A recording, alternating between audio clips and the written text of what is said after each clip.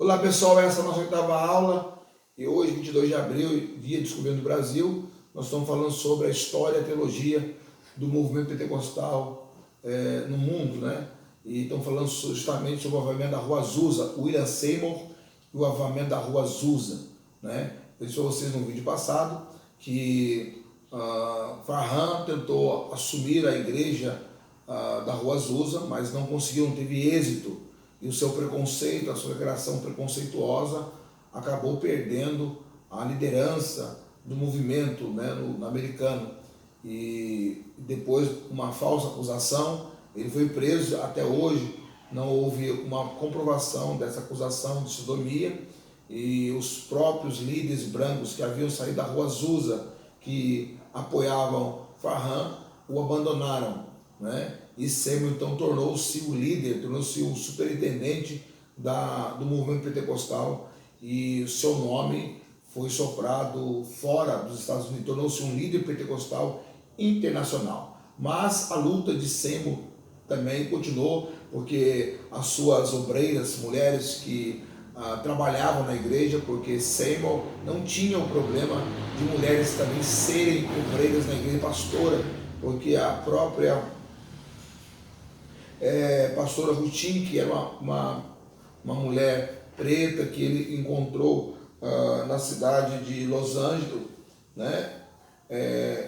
Na cidade onde ele foi, e depois ela levou ele para Los Angeles para estar ali pregando a palavra de Deus.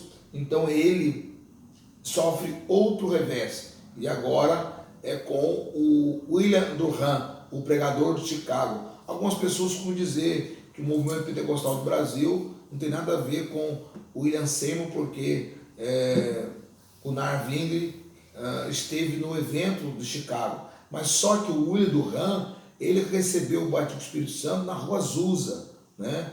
Ele foi para a Rua Azusa e foi batizado do Espírito Santo, mas em 1911 ele retornou a Los Angeles e tentou assumir a missão de fé apostólica enquanto Seymour estava viajando, né?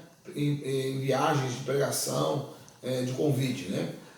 Seymour, ele foi informado dessa situação, então ele retorna e manda Durham sair da igreja da missão de fé apostólica, né? Durham, o que ele faz? Durham, ele tenta fundar uma congregação rival nas proximidades. Mas em 1912, a missão de fé apostólica de Seymour na Rua Azusa tornou-se uma pequena congregação negra. Ou seja, tantos problemas saíram as suas obreiras, né?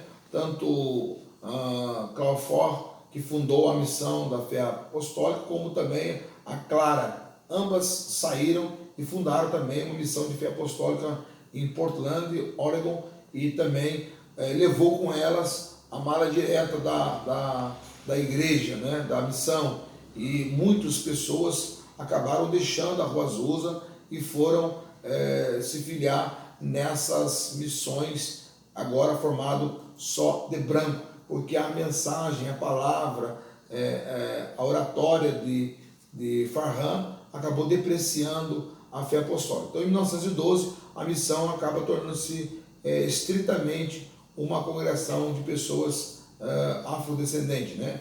Em 1915, William Seymour escreve um estatuto, uma constituição que eles chamam de Constituição da Igreja,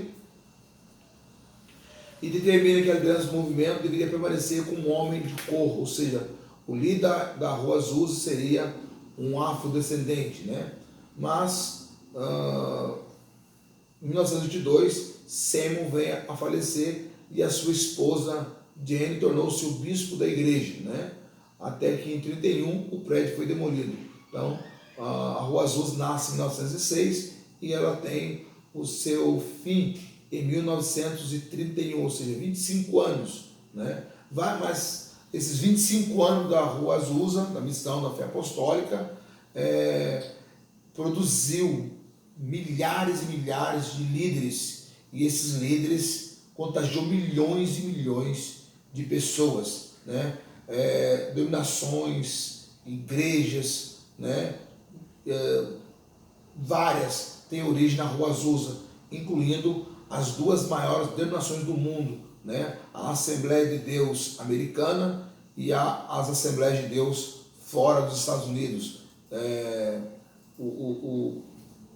O Alan Anderson vai incluir a Assembleia de Deus brasileira como um fruto do trabalho de William Seymour, né? Em um sentido real, o avivamento da Rua Azusa ele marca o início do pentecostalismo clássico. E como veremos a partir daí, o avivamento alcançou muitas outras partes do mundo. Desde o início, o pentecostalismo norte-americano enfatizou o evangelismo e as missões. Pessoas vinham de lugares distantes, como da Europa, e voltavam com o batismo, e tornando-se missionários pentecostais. Todos eles saíram da Rua Azusa. A Rua Azusa também enviou muitos missionários para o mundo, alcançando mais de 25 nações em 2 anos, né? Entre eles, tão distantes, a China, a Índia, Japão, Egito, Libéria, Angola, África do Sul. Essa foi uma conquista nem um pouco desprezível e o começo do que talvez possa ser considerado a expansão global mais significativa de um movimento cristão na história do cristianismo. Para mim, pessoalmente, pastor Luiz Guatura, foi uma segunda reforma, né? Porque foi uma reforma que começou com a periferia. A reforma de 1517 começa com os príncipes alemães e começa lá no clero da igreja primitiva, né? Que vem chamada depois de igreja romana. Lutero era um monge e de uma família abastada, não era um João Ninguém, ele era uma família abastada. Agora, o avivamento pentecostal que inicia no início do século começa no seminário de Farham, mas o boom, a explosão, a eclosão acontece na Rua Azusa, liderada por um negro, um afrodescendente, baixinho, fala mansa, de uma generosidade exacerbada, mas porém amava o reino de Deus. E por conta dessas suas características, né, Augusto Cirilo descreve 4 questões para o tema do pentecostalismo, a origem do pentecostalismo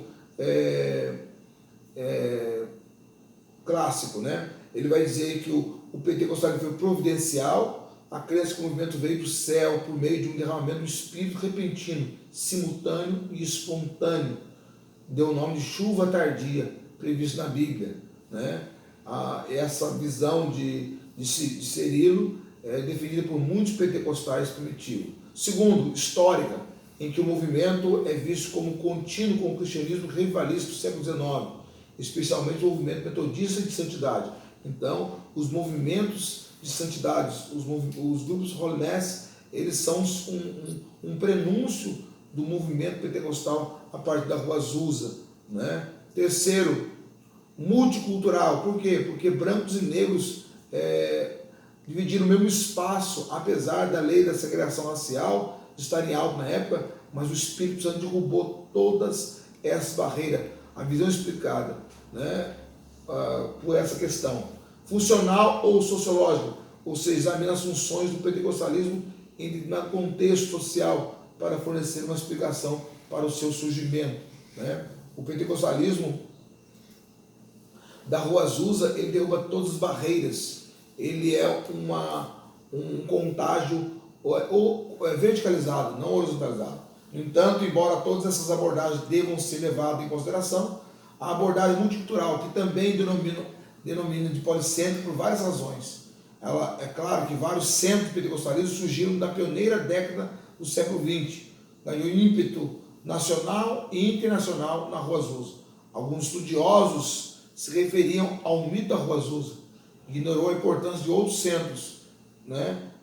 Porque junto tinha outros centros, não é só na Rua Azusa, mas tinha o tabernáculo de Mary e de Robert Brown de Nova York, que começou em 1907, tinha a igreja de William Piper de Chicago, que tornou-se pentecostal em 1907, tinha a missão de Ellen e James Red de Toronto. Então são outros, de 1906, foram outros centros semelhantes à da Rua Azusa, mas da Rua Azusa é que ocupou o espaço. Deus abençoe vocês, até a próxima semana.